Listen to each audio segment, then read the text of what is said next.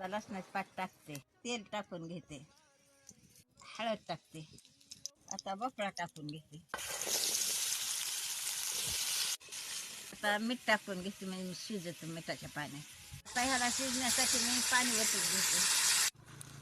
आता मी ताकात बेसन पीठ टाकून घेते, तर हे चांगलं हलवून घेते, गाठी निघते. शेंगदाण्याचं कूट टाकून घेते. आता हे जिरे, ओवा, मीठ, मिरची टाकून घेते. हे सारा एकजीव होतं ह्याला. आता भोपळा शिजलाय, मी वतून घेते. आता तीच कढई मांडते. आता तेल ओतून घेते. आता जिरे टाकून घेते. आता मोहरी टाकून घेते. आता मी भोपळा टाकून घेतला. आता ताक ओतते. त्याला थोडं पाणी टाकते. कोथिंबीर टाकून घेते.